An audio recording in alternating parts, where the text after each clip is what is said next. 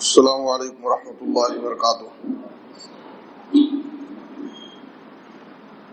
ان الحمد للہ نحمده ونستعینه ونستغفره ونعوذ باللہ من شرور انفسنا ومن سیئات اعمالنا،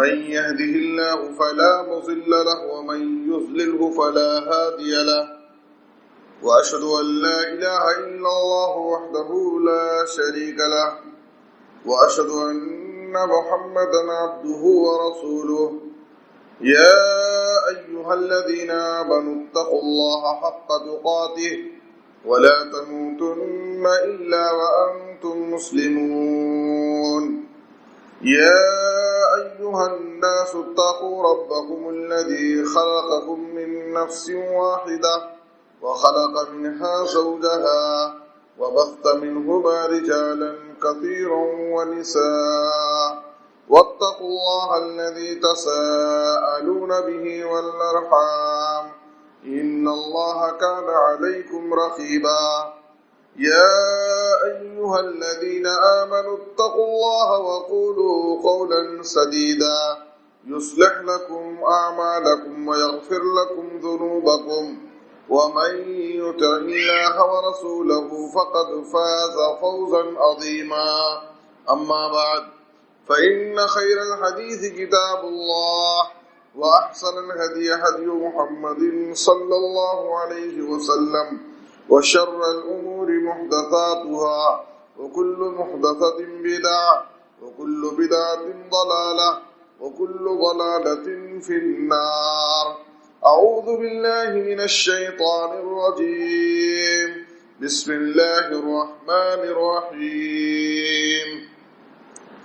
یوم نقول لجہنم هل امتلأت وتقول هل من مزید، وأزلفت الجنة للمتقین غیر بعید، هذا ما توعدون لكل أواب حفیظ، من خشی الرحمن بالغیب وجاء بقلب منيب، ادخلوها بسلام ذلك يوم الخلود، لهم ما يشاءون فيها ولدينا مزيد۔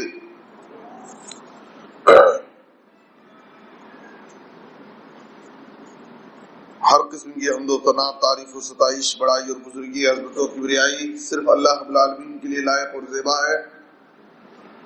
درود و سلام ہو ہم سب کے آخری نبی جناب محمد الرسول اللہ صلی اللہ علیہ وسلم پر۔ محترم حضرات، آج کے خطبہ جمعہ کا موضوع ہے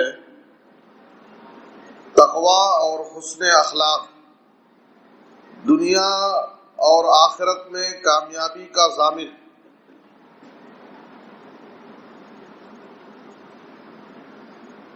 جو مومن مرد و خاتون اللہ سے ڈر کر زندگی گزاریں، تقوی اختیار کریں اور لوگوں کے ساتھ ان کا اخلاق و کردار اچھا ہو، تو ایسے لوگ دنیا میں بھی کامیاب رہیں گے اور آخرت میں بھی کامیاب رہیں گے۔ دنیا میں بھی ان کے لیے امن اور سکون کی جگہ ہے، اور آخرت میں بھی ان کے لیے کامیابی ہے، بشارتیں ہیں، جنت کی نعمتیں۔ ایک ہے تقوی اللہ، اللہ کا تقوی، اور دوسرا ہے حسن اخلاق۔ دونوں چیزیں ضروری ہیں۔ میں سب سے پہلے آپ کے سامنے دو ایسی حدیثیں پیش کرتا ہوں جن دونوں حدیثوں میں نبی صلی اللہ علیہ وسلم نے ان دونوں باتوں کا حکم دیا ہے، تقوی اور حسن اخلاق، دونوں کو ایک ساتھ ذکر کیا۔ اسی لیے میں نے آج کے اس خطبے میں ان دونوں کو ملا کر کے ایک موضوع رکھا ہے، تقوی اور حسن اخلاق۔ دو ایسی حدیث ہیں جن میں آپ صلی اللہ علیہ وسلم نے دونوں کو ایک ساتھ ذکر کر کے کامیابی کی بشارت سنائی، اور دونوں حدیثیں سنن ترمذی کی۔ آپ صلی اللہ علیہ وسلم سے سوال کیا گیا، ابو ہریرہ رضی اللہ عنہ بیان کرتے ہیں، سئل رسول اللہ صلی اللہ علیہ وسلم عن اکثر ما يدخل الناس الجنہ قال تقوی اللہ وحسن الخلق۔ وسئل عن اکثر ما يدخل الناس النار قال الفم والفرج. آپ صلی اللہ علیہ وسلم سے سوال کیا گیا، اے اللہ کے رسول وہ کون سے اعمال ہیں جن کی وجہ سے کل قیامت کے دن کثرت سے سب سے زیادہ جن اعمال کی وجہ سے لوگ جنت میں جائیں گے؟ سوال بالکل واضح ہے. آپ صلی اللہ علیہ وسلم نے کیا جواب دیا؟ تقوی اللہ وحسن الخلق. سب سے پہلے اللہ کا تقوی، اللہ کا ڈر خوف جس کے دل میں زیادہ ہوگا، اور دوسرے نمبر پر وہ حسن الخلق اور حسن اخلاق، جس کے اخلاق و کردار، جن کے معاملات، جن کے لین دین، جن کی گفتگو، جن کا لوگوں کے ساتھ تعامل اچھا ہوگا، ایسے لوگ کل قیامت کی دن سب سے زیادہ جنت میں جائیں گے. پھر آپ سے پوچھا گیا اللہ کے رسول کس وجہ سے لوگ سب سے زیادہ جہنم میں جائیں گے؟ تو آپ صلی اللہ علیہ وسلم نے کہا الفم والفرج. ایک تو زبان اور دوسرے شرمگاہ. ان دو چیزوں کا غلط استعمال کرنے کی وجہ سے، ان دو چیزوں کا غلط استعمال کرنے کی وجہ سے سب سے زیادہ لوگ جہنم میں جائیں گے. اس حدیث میں آپ نے دیکھا کہ نبی صلی اللہ علیہ وسلم نے سب سے زیادہ جس عمل کی وجہ سے لوگ جنت میں جائیں گے وہ کیا ہے؟ تقوی اللہ وحسن الخلق، اللہ کا تقوی اور حسن اخلاق. یہ پہلی حدیث. دوسری حدیث جو ترمذی کے ہے، آپ صلی اللہ علیہ وسلم نے ایک حدیث میں ہے کہ ابو ذر رضی اللہ عنہ کو یہ نصیحت کی، اور دوسری حدیث میں ہے کہ یہی نصیحت آپ صلی اللہ علیہ وسلم نے معاذ بن جبل رضی اللہ عنہ کو بھی کی ہے، دونوں کو کی. آپ نے فرمایا اتق اللہ حیث ما کنت واتبع السیئۃ الحسنۃ تمحها وخالق الناس بخلق حسن. اس حدیث کے اندر نبی صلی اللہ علیہ وسلم نے صحابی رسول کو تین باتوں کی نصیحت کی. ان تین باتوں میں پہلی اور تیسری بات تقوی اور حسن اخلاق. آپ صلی اللہ علیہ وسلم نے کہا اتق اللہ حیث ما کنت، تم جہاں کہیں بھی رہو اللہ سے ڈر کر زندگی گزارو. ایسا نہیں کہ ہم لوگوں کے بیچ میں ہیں، لوگوں کے سامنے ہیں، مسجد میں ہیں، اللہ سے ڈر کر زندگی گزار رہے ہیں، کوئی خیانت نہیں کر رہے ہیں، کسی کو دھوکہ نہیں دے رہے ہیں، کوئی غلطی نہیں کر رہے ہیں، لیکن جب ہم تنہائی میں ہو، اکیلے میں ہو، بند کمرے میں ہو، تجارت میں ہو، کاروبار میں ہو، اپنے بیوی بچوں کے ساتھ ہو، تو وہاں ہم اللہ سے بے خوف ہو کر زندگی گزاریں، اللہ سے نڈر ہو کر زندگی گزاریں. اللہ کا ڈر خوف نہیں. تو یہ ڈر خوف صحیح نہیں. اللہ سے ہم جہاں کہیں بھی رہیں، ہر جگہ اللہ کی قدرت، ہر جگہ اللہ ہم کو دیکھ رہا ہے، ہر جگہ اللہ تعالیٰ ہماری باتوں کو سن رہا ہے، اللہ تعالیٰ ہماری ایک ایک حرکت کو جانتا ہے. اس لیے ہم کہیں بھی اللہ سے بچ نہیں سکتے، ہم کہیں بھی اللہ سے چھپ نہیں سکتے. اس لیے نبی صلی اللہ علیہ وسلم نے کہا تم جہاں کہیں بھی رہو اللہ سے ڈرو. اور دوسری نصیحت وَاتْبِعِ السَّيِّئَةَ الْحَسَنَةَ تَمْحُهَا. اگر انسان ہونے کے ناطے تم سے کبھی کوئی غلطی ہو جائے، کوئی گناہ سرزد ہو جائے، تو تم غلطی کے بعد ایسی نیکی کرو جو نیکی اس گناہ کو مٹا دے. اس لیے کہ اللہ کا وعدہ ہے ان الحسنات یذہبن السیئات، تمہاری نیکیاں تمہاری برائیوں کو مٹا دیں گی، تمہاری نیکیاں تمہاری غلطیوں کو ختم کر دیتی. تو اس لیے اگر ہم سے کوئی غلطی ہو جائے، کوئی گناہ سرزد ہو جائے، تو ہم اس کے بعد ایسی نیکی کریں جس نیکی سے ہماری وہ غلطی معاف ہو. اور تیسری نصیحت آپ صلی اللہ علیہ وسلم نے کی وَخَالِقِ النَّاسَ بِخُلُقٍ حَسَنٍ. تم لوگوں کے ساتھ، دیکھیے اس میں آپ صلی اللہ علیہ وسلم نے یہ نہیں کہا کہ تم مومنوں کے ساتھ، مسلمانوں کے ساتھ، صرف اپنوں کے ساتھ اچھے اخلاق سے پیش آؤ. آپ نے یہ بات نہیں کی. وَخَالِقِ النَّاسِ، لوگوں کے ساتھ، چاہے اپنے ہوں، چاہے غیر ہوں، دوست ہوں، دشمن ہوں، رشتہ دار ہوں، دور کے لوگ ہیں، مسلمان ہیں، کافر ہیں، ہر ایک کے ساتھ، سارے لوگوں کے ساتھ تم اچھے اخلاق سے پیش آؤ. آپ صلی اللہ علیہ وسلم نے اس میں وَخَالِقِ النَّاسِ کہا ہے، سارے لوگوں کے ساتھ بلا تفریق، ہر ایک کے ساتھ حسن اخلاق کا مظاہرہ، ہر ایک کے ساتھ اچھے اخلاق سے پیش آؤ. یہ اخلاق بہت بڑی چیز ہے، اور اخلاق کے لیے کسی مذہب کی قید نہیں، کسی مسلک کی قید نہیں، کسی خاندان اور رشتہ داری کی کوئی قید نہیں. ہر ایک کے ساتھ ہمارا اخلاق اچھا ہونا چاہیے. وَخَالِقِ النَّاسَ بِخُلُقٍ حَسَنٍ. تم تمام لوگوں کے ساتھ حسن اخلاق سے پیش آؤ۔ ان دونوں حدیثوں میں آپ صلی اللہ علیہ وسلم نے تقوی اللہ، اللہ کا تقوی اور حسن اخلاق دونوں چیزوں کو ایک ساتھ ذکر کیا ہے۔ امام ابن القیم رحمہ اللہ نے اپنی کتاب الفوائد میں ایک بڑی اہم بات ذکر کی ہے۔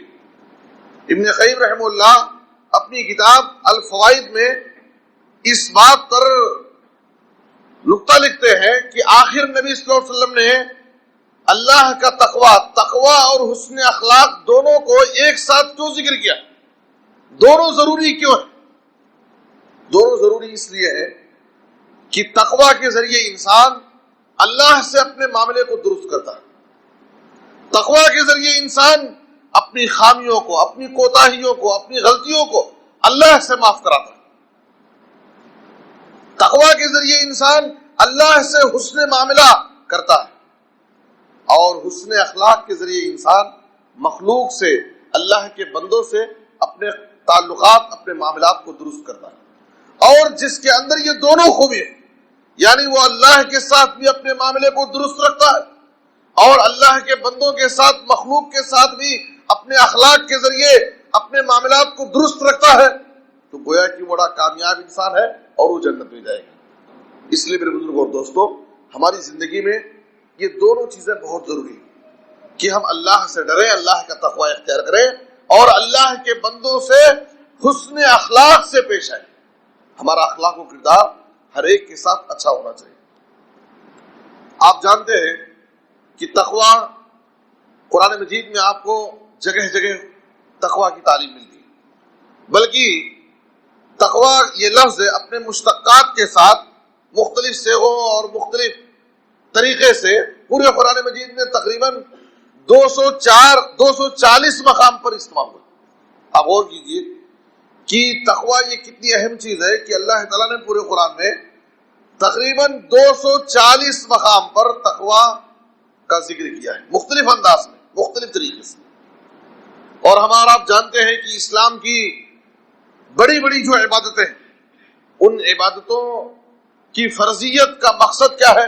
تقوی۔ روزے کے ذریعے اللہ تعالیٰ ہمیں متقی بنانا چاہتا ہے، حج کے ذریعے اللہ تعالیٰ ہمیں متقی بنانا چاہتا ہے، ہماری قربانیوں کے ذریعے اللہ تعالیٰ ہمیں متقی بنانا چاہتا ہے۔ تو اسلام کی بڑی بڑی عبادتوں کا مقصد اللہ نے تقوی رکھا، تاکہ بندے کے اندر تقوی کی صفت پیدا ہو، بندہ اللہ سے ڈر کر زندگی گزارنے لگے۔ اور اسی طریقے سے تقوی کی اہمیت کو سمجھنے کے لیے آپ دیکھیں قرآن میں اللہ تعالیٰ نے تقوی کا حکم ہر ایک کو دیا ہے، ہر ایک کے لیے تقوی، اللہ سے ڈرنا ضروری، چاہے وہ نبی ہو، ولی ہو، پیغمبر ہو، کوئی بھی ہو، ہر ایک کو تقوی کا حکم اللہ نے دیا۔ قرآن مجید میں اللہ تعالیٰ نے پوری انسانیت کو، سارے لوگوں کو تقوی کا حکم اللہ نے دیا۔ یا ایھا الناس اتقوا ربکم، اے لوگو، ظاہر ہے کہ ناس کے خطاب میں سارے لوگ شامل ہیں، اے لوگو، سارے لوگ اس میں آ گئے، تم اپنے رب سے ڈرو جس نے تم کو پیدا کیا ہے۔ تو سارے لوگوں کو اللہ تقوی کا حکم دے رہا۔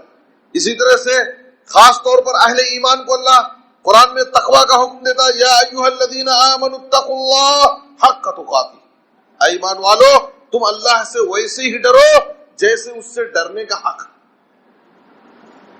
تو مومنوں کو اللہ نے تقوی کا حکم دیا، یہاں تک کہ ہمارے نبی جناب محمد الرسول اللہ صلی اللہ علیہ وسلم کو اللہ تعالیٰ نے تقوی کا حکم دیا، آپ کو مخاطب کر کے، یا ایھا النبی اتق اللہ، سورہ احزاب کی پہلی آیت میں، یا ایھا النبی اتق اللہ، اے نبی آپ اللہ سے ڈریے، اللہ کا تقوی اختیار۔ تو نبی کو بھی اللہ تعالیٰ تقوی کی تعلیم دیتا ہے۔ اور سورہ نساء میں تو اللہ تعالیٰ نے اولین و آخرین سارے لوگوں کو، پوری انسانیت کو تقوی کی وصیت کرتے ہوئے کہا، وَلَقَدْ وَصَّيْنَا الَّذِينَ أُوتُوا الْكِتَابَ مِن قَبْلِكُمْ وَإِيَّاكُمْ أَنِ اتَّقُوا اللَّهَ، میں نے تم سے پہلے کے لوگوں کو اور تم کو، ہر ایک کو میں، میری وصیت یہی ہے کہ تم اللہ سے ڈرو۔ تو اللہ تعالیٰ تقوی کا حکم ہے مومنوں کو، یہاں تک کہ نبی صلی اللہ علیہ وسلم کو، ہر ایک کو اللہ سے ڈرنا ضروری، اسی لیے اللہ تعالیٰ ہر ایک کو تقوی کا حکم دیتا ہے۔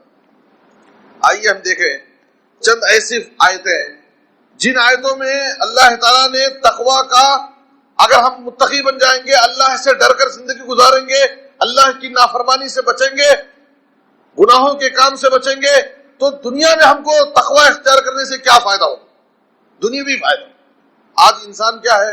انسان کے مزاج میں جلد بازی، انسان کوئی بھی کام کرنے کے بعد جلد اپنے سامنے فائدہ دیکھنا چاہتا ہے۔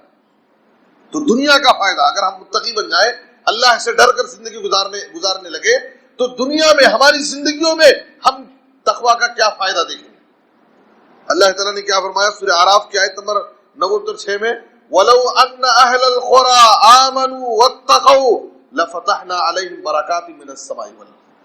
اگر یہ بستی کے لوگ ایمان لے آتے واقعی اللہ پر اور تقوی کی زندگی گزارنے لگتے، تو ہم ان کے لیے آسمان اور زمین سے برکتوں کے دروازے کھول دیتے، خوشحال زندگی مل جائے گی۔ آج ہمیں شکایت ہے کاروبار کی تنگی، پریشانی، روزی میں برکت نہیں۔ اللہ وعدہ کیا کر رہا ہے؟ اگر یہ بستی کے لوگ واقعی رب پر ایمان لے آئے اور تقوی کی زندگی گزارنے لگے، اللہ سے ڈر کر زندگی گزارے، تو اللہ کا وعدہ ہے لَفَتَحْنَا عَلَيْهِمْ بَرَكَاتٍ مِّنَ السَّمَاءِ وَالْأَرْضِ، آسمان اور زمین سے ہم برکتوں کے دروازے ان کے لیے کھول۔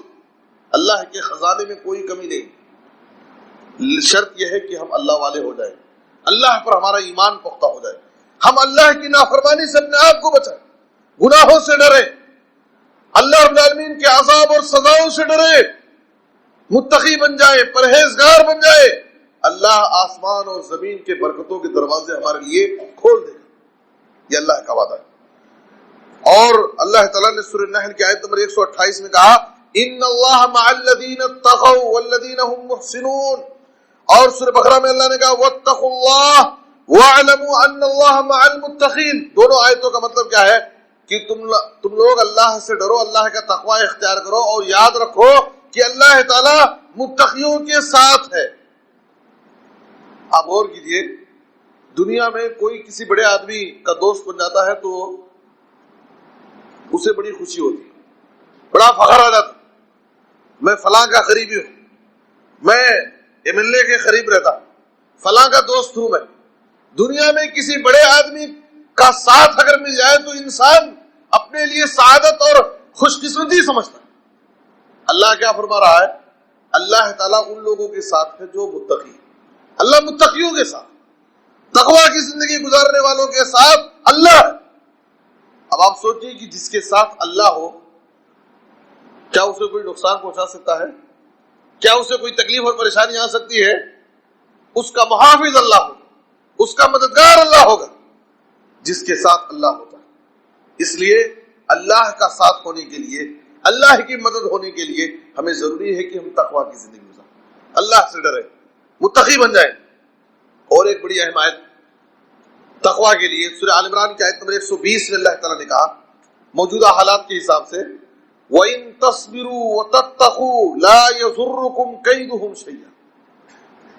دیکھیے اللہ کا وعدہ ہے، اگر تم صبر سے کام لو، صبر سے کام لو اور متقی بن جاؤ، وَإِن تَصْبِرُوا وَتَتَّقُوا، اگر تم صبر سے کام لو اور متقی بن جاؤ، تقوی کی زندگی گزارو، تو اللہ آگے کیا فرما رہا ہے؟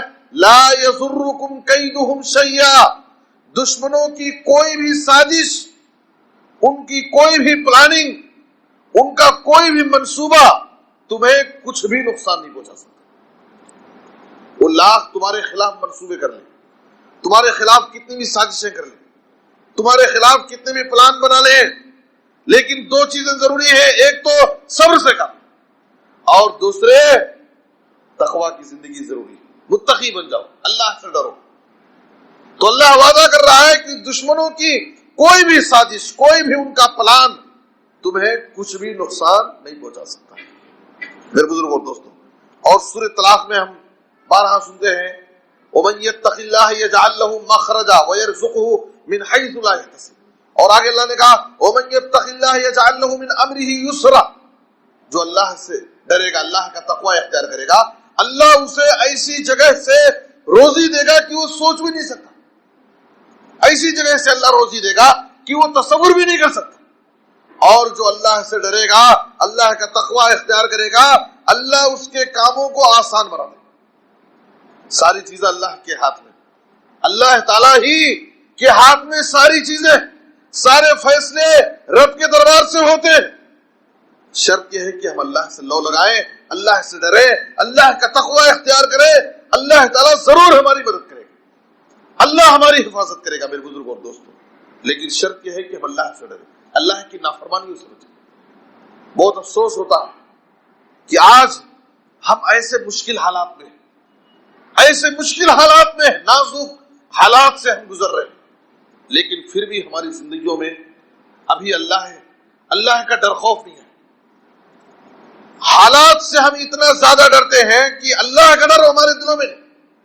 حالات سے خوف، لوگوں کا خوف، دشمنوں کا خوف ہمارے دلوں میں بس بیٹھ گیا ہے، لیکن اللہ کا ڈر، حالانکہ ہم اگر اللہ سے ڈرنے لگے تو اللہ تعالیٰ ہماری مدد کرے گا۔ اللہ تعالیٰ دنیا والوں کا ڈر ہمارے دلوں سے نکال دے گا۔ جس دل میں، یاد رکھیے، جس دل میں رب کا ڈر خوف ہوتا ہے، اللہ تعالیٰ دنیا والوں کا ڈر خوف اس دل سے نکال دیتا ہے۔ وہ دنیا کی کسی بھی طاقت سے نہیں ڈرتا۔ اور جس دل میں رب کا ڈر خوف نہ ہو، جو اللہ سے نہ ڈرے، وہ دنیا کی حقیر اور معمولی چیزوں سے بھی ڈرے، معمولی چیزوں سے بھی۔ آپ دیکھیے، جو لوگ اللہ پر یقین اور بھروسہ نہیں رکھتے ہیں، سفر کے لیے نکلے، اچانک ان کی سواری، ان کی گاڑی کے سامنے سے کوئی بلی کا گزر ہو گیا، ڈر جاتے ہیں، شاید ہمارا سفر سکسیس نہیں ہوگا، سامنے کوئی کیا کہ حادثہ ہو سکتا ہے۔ ان کے دلوں میں چھوٹی چھوٹی چیزوں کا ڈر خوف، حالانکہ دنیا کی کوئی بھی طاقت، نہ جانور، نہ انسان، نہ جن، نہ شیطان، کوئی کسی کو بھی اللہ رب العالمین کی مرضی کے بغیر، اس کے حکم کے بغیر، اس کی مشیت کے بغیر نقصان نہیں پہنچا سکتا۔ سورہ تغابن کی آیت نمبر 11 میں اللہ نے کہا، ما اصاب من مصیبت الا باذن اللہ، کوئی بھی مصیبت، کوئی بھی تکلیف، کوئی بھی پریشانی بغیر اللہ کے حکم کے نہیں آتی۔ یاد رکھیے، ہمیں اللہ پر یقین ہونا چاہیے۔ تو میرے بزرگ اور دوستو، یہ تقوی اختیار کرنے سے دنیا کے فائدے، دنیا میں اللہ کی مدد آئے گی، دنیا میں اللہ ہم کو خوشحال زندگی دے گا، دنیا میں اللہ تعالیٰ دشمنوں سے ہماری حفاظت کرے گا، اور آخرت میں تو متقیوں کے لیے ان کا ٹھکانہ جنت ہے۔ سورہ آل عمران کی آیت نمبر 133 میں اللہ تعالیٰ فرماتا ہے واضح طور پر، وَسَارِعُوا إِلَى مَغْفِرَةٍ مِّن رَّبِّكُمْ وَجَنَّةٍ عَرْضُهَا السَّمَاوَاتُ وَالْأَرْضُ أُعِدَّتْ لِلْمُتَّقِينَ۔ یہ جنت کس کے لیے تیار کی گئی؟ اللہ کہہ رہا ہے کہ جنت متقیوں کے لیے بنائی گئی۔ اور جگہ جگہ قرآن میں اللہ تعالیٰ ان المتقین فی مقام امین، ان المتقین فی جنات وعیون، ان المتقین فی جنات ونہر، ان المتقین فی جنات ونعیم، ان المتقین فی ظلال وعیون، ان للمتقین مفازا۔ جگہ جگہ قرآن میں اللہ تعالیٰ متقی لوگ جنت میں رہیں گے، متقی لوگ جنت کی نعمتوں میں رہیں گے، متقی لوگ باغوں میں رہیں گے، نعمتوں میں رہیں گے، چشموں میں رہیں گے، سائے میں ہوں گے۔ متقیوں کے لیے ہی کامیابی ہے۔ جگہ جگہ اللہ تعالیٰ قرآن مجید میں آخرت کی کامیابی کا وعدہ اپنے متقی بندوں کے لیے کیا ہے۔ اس لیے میرے بزرگوں دوستو، اور اللہ صاف قرآن میں فرماتا ہے وَالْآخِرَةُ خَيْرٌ لِمَنِ اتَّقَىٰ، آخرت کس کے لیے بہتر ہے؟ وَالْآخِرَةُ خَيْرٌ لِمَنِ اتَّقَىٰ، آخرت متقیوں کے لیے بہتر ہے۔ اور اللہ نے کہا سورہ اعراف میں وَالدَّارُ الْآخِرَةُ خَيْرٌ لِلَّذِينَ يَتَّقُونَ، اور سورہ زخرف میں کہا وَالْآخِرَةُ عِندَ رَبِّكَ لِلْمُتَّقِينَ، آخرت میں کامیابی، بھلائی، بہتری متقیوں کے لیے۔ اس لیے میرے بزرگوں اور دوستو، ہم اللہ سے ڈریں، اللہ کی نافرمانی سے بچیں، گناہوں سے بچیں، اور جہاں کہیں بھی رہے ہر حال میں اللہ سے ڈر کر زندگی گزاریں۔ یاد رکھو، یہ تقوی اتنی بڑی چیز ہے، تقوی اتنا بڑا ہتھیار ہے ایک مومن کے لیے کہ دنیا میں بھی ہم سکون اور آرام کی زندگی گزاریں گے، اور آخرت میں اللہ تعالیٰ نے جنت کی نعمتیں متقیوں کے لیے تیار کر رکھا ہے۔ تو سب سے پہلی ضروری چیز کیا ہے؟ اگر ہم اللہ سے اپنے معاملات کو، اپنے تعلقات کو درست اور مضبوط کرنا چاہتے ہیں تو ہم اللہ سے ڈریں۔ اور دوسری چیز میں نے کیا کہا کہ ہے حسن اخلاق، حسن اخلاق، حسن کردار، ہمارا اخلاق، ہمارا کردار، ہمارا لوگوں کے ساتھ تعامل، برتاؤ، سلوک، لین دین ہر ایک کے ساتھ بہت اچھا ہونا چاہیے۔ آج میرے بزرگ اور دوستو یہ ایک بہت بڑی سچائی ہے کہ اخلاق و کردار کے معاملے میں آج ہمارے اوپر مسلمانوں پر بہت اعتراض کیا جاتا ہے کہ مسلمانوں کا اخلاق اچھا، مسلمان اخلاقی اعتبار سے بہت زوال اور پستی کا شکار ہے۔ ایک وقت تھا کہ مسلمان اپنے بلند اخلاق کے ذریعے پہچانے جاتے تھے، مسلمان کی زبان اچھی ہوتی تھی، مسلمان کی بات چیت اچھی ہوتی تھی، مسلمان وعدے کا پکا مانا جاتا تھا، مسلمان امانت دار سمجھا جاتا تھا، لوگ مسلمانوں کے ساتھ معاملات کرنے میں، لین دین کرنے میں اطمینان اور سکون کے ساتھ معاملہ کرتے کہ یہ مسلمان ہے، یہ مومن، یہ خیانت نہیں کر سکتا، یہ وعدے کی خلاف ورزی نہیں کر سکتا، یہ زبان کا پکا ہے۔ ایک وقت تھا یہ مسلمانوں کی پہچان تھی، مسلمانوں کی شناخت تھی، لیکن میرے بزرگ اور دوستو ایک ایسے دور سے ہم گزر رہے ہیں جہاں مسلمانوں نے اپنی پہچان کھو دی ہے۔ آج ہمارے اخلاق و کردار پر انگلی اٹھایا جاتا ہے، آج ہمارے اخلاق و کردار کے تعلق سے لوگ زبان کھولتے ہیں۔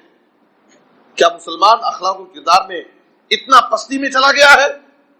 یاد رکھو میرے بزرگ اور دوستو، حسن اخلاق، لوگوں کے ساتھ اخلاق، یہ بہت بڑی اور بڑی اہم چیز ہے، بڑی اہم چیز ہے۔ دنیا اور آخرت دونوں جگہوں پہ کامیابی کے لیے حسن اخلاق، بلند اخلاق، اچھا اخلاق یہ بہت ضروری، دنیا میں بھی اور آخرت میں بھی۔ نبی صلی اللہ علیہ وسلم سے پوچھا گیا نیکی اور ثواب کسے کہتے ہیں؟ تو آپ صلی اللہ علیہ وسلم نے کیا کہا؟ ہم یہ سمجھتے ہیں جو سب سے بڑا نمازی ہے انہیں بڑا دیندار۔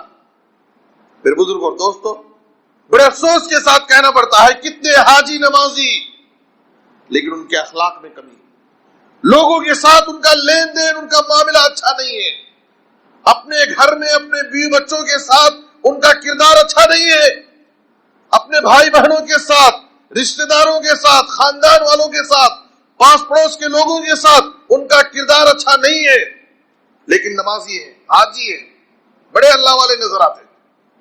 نبی صلی اللہ علیہ وسلم نے کیا فرمایا؟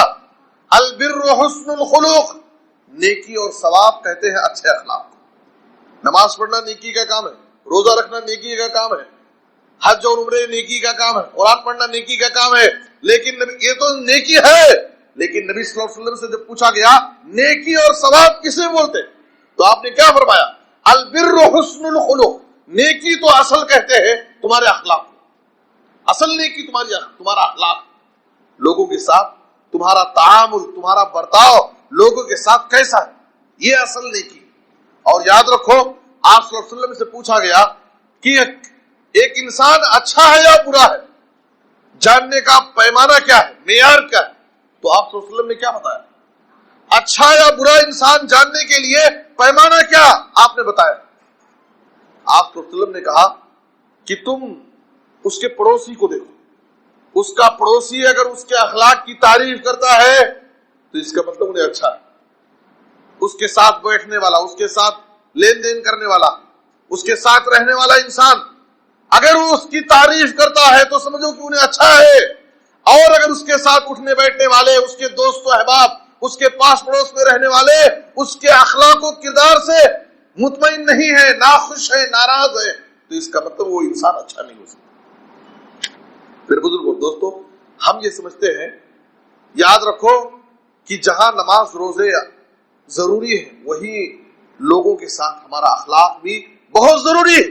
آپ صلی اللہ علیہ وسلم نے کہا ان من خیارکم احسنکم اخلاقا، تم میں سب سے بہتر انسان وہ ہے جو اخلاق میں سب سے بہتر ہو، اور آپ نے کہا اکمل المومنین ایمانا احسنکم خلقا، سب سے کامل مومن وہ ہے جو اخلاق میں سب سے کامل ہے۔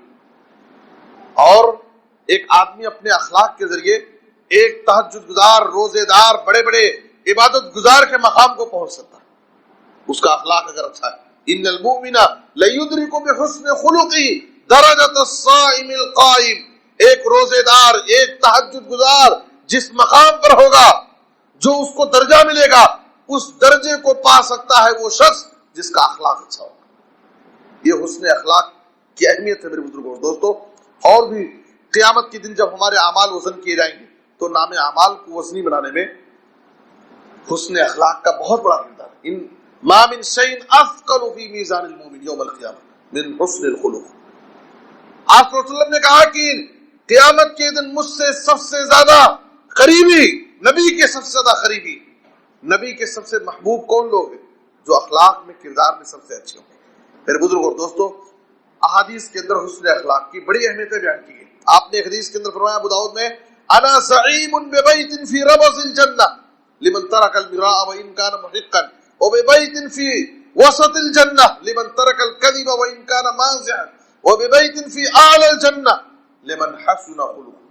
میں ضمانت لیتا ہوں، گارنٹی لیتا ہوں جنت کے کنارے ایک گھر کی، جو شخص حق پر ہوتے ہوئے بھی لڑائی جھگڑا نہیں کرتا، چاہے تو طاقت ہے، قوت ہے، مال ہے، پوزیشن ہے، عہدہ ہے، چاہے تو انتقام لے سکتا ہے، بدلہ لے سکتا ہے سامنے والے سے، لیکن پھر بھی وہ لڑائی جھگڑے کو پسند نہیں کرتا، معاف کر دیتا ہے، چھوڑ دیتا ہے، صلح کر لیتا ہے، وہ پیار و محبت سے مل کے رہنا چاہتا ہے. نبی صلی اللہ علیہ وسلم نے کہا ایسے بلند اخلاق والے انسان کے لیے میں جنت کے کنارے ایک گھر کی میں ضمانت لیتا ہوں، گارنٹی اس کے لیے گھر ملے گا. اور آپ نے کہا ایک شخص کے لیے میں جنت کے بیچ حصے میں، سینٹر میں ایک گھر کی گارنٹی لیتا ہوں، ضمانت لیتا ہوں، جو مذاق میں بھی جھوٹ نہیں بولتا. میرے بزرگ اور دوستو، دن اور رات میں صرف 24 گھنٹے میں ہماری زبانوں سے ہم کتنے جھوٹ بولتے ہیں ہم شمار نہیں کر سکتے. نبی صلی اللہ علیہ وسلم فرما رہے ہیں جو شخص مذاق میں بھی اپنی زبان کی اتنی حفاظت کرتا ہے، زبان کو اتنا کنٹرول میں رکھتا ہے، خاص طور پر ہماری مائیں اور بہنیں اپنی زبان کی حفاظت خاص طور پر کرے. یاد رکھو سب سے زیادہ لوگ جہنم میں جس وجہ سے جائیں گے وہ زبان کا صحیح استعمال نہ کرنے والے. آپ صلی اللہ علیہ وسلم فرما رہے ہیں جو مذاق میں بھی جھوٹ نہیں بولتا، ایسے شخص کے لیے اللہ تعالیٰ جنت کے بیچ میں گھر بنائے. اور آپ نے کہا جنت کے سب سے اعلیٰ درجے میں، سب سے اونچے درجے میں اللہ اس شخص کے لیے جنت میں گھر بنائے گا. میں اس کے لیے گھر کی ضمانت لیتا ہوں جس کے اخلاق اچھے ہوں گے. یہ اخلاق، وہ کردار، اچھے اخلاق کی یہ اہمیت ہے. میرے بزرگوں اور دوستوں، سوال یہ ہے کہ ہمارا اخلاق کس کے ساتھ اچھا ہو. ہم یہ سمجھتے ہیں کہ ہمارے بھائیوں کے ساتھ، ہمارے خاندان والوں کے ساتھ، ہمارے دوستوں کے ساتھ ہمارا اخلاق اچھا ہو، مسلمانوں کے ساتھ ہمارا اخلاق اچھا ہو. میں نے کہا نہیں، اخلاق ہر ایک کے ساتھ اچھا ہو. ہمارا معاملات، ہماری بات چیت، ہمارا لین دین، ہمارا تعامل، برتاؤ، ہر ایک کے ساتھ ہمارا اخلاق اچھا ہو. اپنوں کے ساتھ، غیروں کے ساتھ، دوستوں کے ساتھ، دشمنوں کے ساتھ، ہر ایک کے ساتھ، کافروں کے ساتھ، مسلمانوں کے ہر ایک کے ساتھ اخلاق اچھا ہو رہا ہے. آپ صلی اللہ علیہ وسلم نے یہ نہیں کہا کہ صرف اپنے لوگوں کے ساتھ اپنا اخلاق اچھا رکھو. آپ صلی اللہ علیہ وسلم نے سب سے بہتر مومن کس کو کہا؟ المؤمن من امنہ الناس. ناس، دیکھیے ناس کا لفظ وہاں بھی اللہ نے کہا، نبی صلی اللہ علیہ وسلم نے کہا وہ خالق الناس، اور یہاں پر بھی آپ فرما رہے ہیں والمؤمن من امنہ الناس علی دمائہم واموالہم. سنن صحیح کی روایت ہے، مومن، افضل مومن، پکا مومن کون ہے؟ جس کی طرف سے پوری انسانیت، سارے لوگ، ہر مذہب والا سکون و اطمینان سے اپنی جان کے بارے میں، اپنے مال کے بارے میں امن اور سکون سے ہو، ہم کسی کو بھی اپنی ذات سے تکلیف نہ پہنچائیں. ایسا مومن اللہ کی نظر میں، ہم اللہ کے رسول کی نظر میں سب سے مثالی اور اچھا مومن کہلائے. ہر ایک کے ساتھ ہمارا اخلاق اچھا ہونا.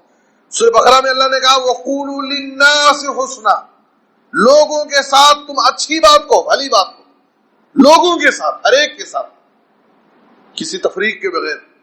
اور سورہ ممتحنہ کی آیت نمبر 8 میں اللہ نے کیا فرمایا؟ لا ينهاكم الله عن الذين لم يقاتلوكم في الدين ولم يخرجوكم من دياركم ان تبروهم وتقسطوا اليهم ان الله يحب المقسطين. یاد رکھو ایسے کافر لوگ جو تمہیں سے لڑائی نہیں کرتے، تو تم سے جنگ نہیں کرتے، اور تمہیں تمہارے گھروں سے کافر وہ نکالتے نہیں، وہ اپنی زندگی گزار رہے ہیں، تم اپنی زندگی گزار رہے ہیں، آپس میں مل جل کر کے زندگی گزار رہے ہیں، تم سے چھیڑ چھاڑ نہیں کرتے. اللہ ایسے کافروں کے بارے میں کیا کہہ رہا ہے؟ ایسے کافروں کے ساتھ حسن سلوک کرنے اور انصاف کا معاملہ کرنے سے اللہ تمہیں نہیں روکتا. ایسے کافروں کے ساتھ جو تم سے چھیڑ چھاڑ نہیں کرتے ہیں، تم ان کے ساتھ بھی اچھے اخلاق سے پیش ہو، ان کے ساتھ اچھا معاملہ کرو، انصاف کا معاملہ کرو. بھلائی کا معاملہ کرو، خیر خواہی کا معاملہ کرو، پیار و محبت کے ساتھ ان کے ساتھ رہو. یہ اسلام کی تعلیم ہے. میرے بزرگوں اور دوستو، آپ نبی صلی اللہ علیہ وسلم کی زندگی کو دیکھیے. آپ صلی اللہ علیہ وسلم کی وہ لوگ جو آپ کی دعوت کے مخالف تھے، جو آپ کے جانی دشمن تھے، جو آپ کو قتل کرنے کے منصوبے اور پلان بناتے تھے، ایسے لوگ بھی نبی صلی اللہ علیہ وسلم آپ کی دعوت کے مخالف تھے. جو دین آپ لے کر کے آئے تھے اس دین کے مخالف تھے، لیکن نبی صلی اللہ علیہ وسلم کے اخلاق کے مخالف نہیں تھے. آپ کے اخلاق سے مطمئن تھے، آپ کے اخلاق کی تعریف کرتے تھے. نبی صلی اللہ علیہ وسلم کا لقب مکے کے کافروں نے کیا دیا؟ الصادق الامین. محمد صلی اللہ علیہ وسلم ہمارے درمیان سب سے سچے اور سب سے امانت دار. یہ آپ کا اخلاق ہے غیروں کے ساتھ، کہ وہ بھی آپ کے اخلاق و کردار کی تعریف کر رہا ہے. حضرت انس رضی اللہ تعالیٰ عنہ نے 10 سال نبی صلی اللہ علیہ وسلم کی خدمت کر کے بہت قریب سے آپ کی زندگی کو دیکھ کر کے امت کے سامنے گواہی دی، کان رسول اللہ صلی اللہ علیہ وسلم احسن الناس خلقا. میرے نبی، میرے رسول لوگوں میں سب سے اچھے اخلاق والے ہیں. پوری 10 سالہ خدمت میں آپ نے مجھے کبھی اوف نہیں کہا، کبھی کیوں نہیں کہا، یہ کام انس تم نے کیوں کیا یا کیوں نہیں کیا. میرے بزرگوں اور دوستو، آج ہم بھی مزدوری لوگوں سے لیتے ہیں. ہمارے پاس بھی خادم ہوتے ہیں، نوکر ہوتے ہیں. اپنے نوکروں کے ساتھ، اپنے خادموں کے ساتھ، اپنے مزدوروں کے ساتھ دن بھر میں 24 گھنٹے میں 12 گھنٹے میں کتنی گالیاں ہم ان کو دیتے، کتنا ڈانٹ ڈپٹ کرتے ہیں. 10 سال کی اس لمبی مدت میں انس رضی اللہ عنہ کہہ رہے ہیں کہ میرے نبی نے مجھے اف نہیں کہا. کیوں نہیں کہا؟ کیوں کیے؟ کیوں نہیں؟ کچھ بھی نہیں. یہ اخلاق آج ہمیں دنیا والوں کو بتانے کی ضرورت ہے. یاد رکھو، اگر یہ اخلاق آج مسلمانوں کا ہو جائے، ہمارا دشمن ہماری حفاظت کرے گا. دشمنوں میں اللہ ایسے لوگوں کو پیدا کرے گا جو ہمارا محافظ بن جائے، ہمارے سامنے کھڑ جائیں گے، ہماری مدد کے لیے تیار ہو جائیں گے. شرط یہ ہے کہ اپنے اخلاق کے ذریعے ہم ان کا دل جیتنے کی کوشش کریں. ہمارے پاس پڑوس میں، ہماری دکان کے پاس، ہمارے ساتھ جن کا لین دین ہوتا ہے، ہمارے ساتھ جو اٹھتے بیٹھتے ہیں، ایسے لوگوں کے ساتھ ہم اخلاق کے ذریعے ان کو ہم نرم کرنے کی کوشش کریں. یاد رکھیے، دشمن سے مقابلہ کرنے کا، دشمن کو شکست دینے کا سب سے مضبوط ہتھیار اخلاق، اچھے اخلاق، اچھے اخلاق. یہی اخلاق نبی صلی اللہ علیہ وسلم نے استعمال کیا. ظالم سے لیا ظلم کا بدلہ، نہ کسی وقت مارا بھی تو اخلاق کی تلوار سے مارا.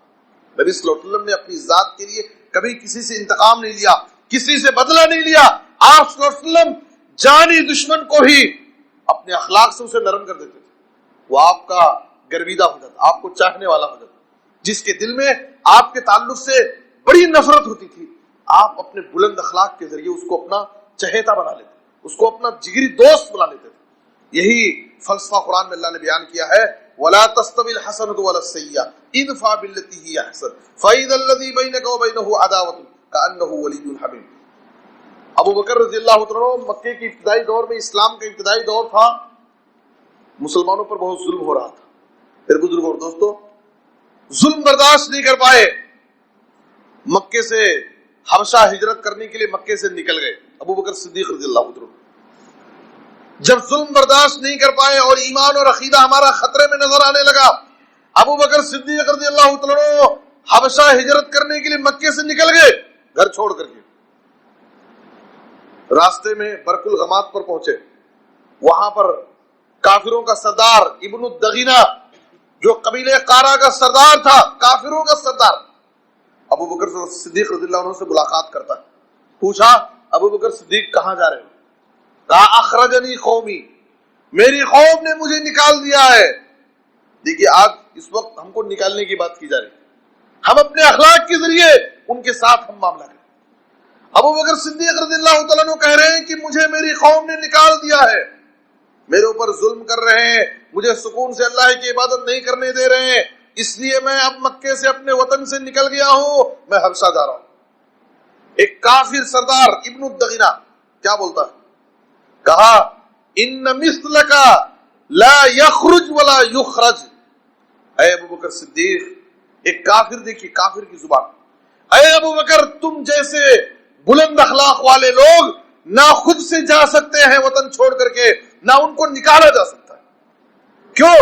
اس لیے کہ اس کافر سردار نے کہا، فإنك تكسب المعدوم وتصل الرحم وتحمل الكل وتقري الضيف وتعين على نوائب الحق. اس لیے کہ اے ابو بکر تمہارا اخلاق بہت اچھا ہے، تم لوگوں کے ساتھ، غریبوں کے ساتھ مدد کرتے ہو، لوگوں کا بوجھ اٹھاتے ہو، رشتے ناطے جوڑتے ہو، غریبوں کی مدد کرتے ہو. تم جیسے لوگوں کی تو ہمارے پاس ضرورت. جو وطن کے لوگوں کی فکر کرتے ہیں، ایسے لوگ نہ خود سے وطن چھوڑ کر جا سکتے اور نہ تو ان کو نکالا جا سکتا. واپس چلو اور وطن میں، اپنے وطن میں رہ کر کے تم اپنے رب کی جیسے چاہو عبادت کرو. میں انا جار لکا، یہ بخاری کی حدیث ہے، میں تم کو پناہ دیتا ہوں، میں تمہاری حفاظت کروں، میں تم کو بلا کے لے جاتا ہوں. واپس چلو. میرے بزرگوں اور دوستو، آج اسی اخلاق کی ہمیں ضرورت ہے. ہم میں سے ہر شخص اپنے پاس پڑوس کے لوگوں کے ساتھ، ہر ایک کے ساتھ بلند اخلاق کا مظاہرہ کرے. یاد رکھیے اللہ کے تقوی سے ہم اللہ سے اپنا تعلق مضبوط کریں گے، اللہ سے اپنے معاملے کو درست کریں گے، اور بلند اخلاق کے ذریعے لوگوں کے ساتھ ہم اپنے معاملے کو درست کر لیں گے. اور یاد رکھیے جو لوگ تقوی اللہ کا تقوی اور حسن اخلاق یہ دو چیزوں کو اپنا لیے، ایسے لوگوں کے لیے دنیا میں بھی کامیابی ہے اور آخرت میں بھی ان کے لیے جنت کی نعمت ہے. اللہ سے دعا ہے کہ اللہ تعالیٰ ہمیں ان باتوں کو سمجھنے اور ان پر عمل کرنے کی توفیق عطا فرمائے. اے اللہ جو بھی پریشان حال ہے ان کی پریشانیوں کو دور فرما. اے اللہ جو مقروض ہے انہیں ادائیگی قرض کی کوئی آسان سبیل پیدا فرما. اے اللہ پورے ملک میں تو امن و امان نصیب فرما. اے اللہ تو ملک میں ہر قسم کے فتنے اور فساد کو ختم کر دے. اے اللہ ملک کے امن کی حفاظت فرما.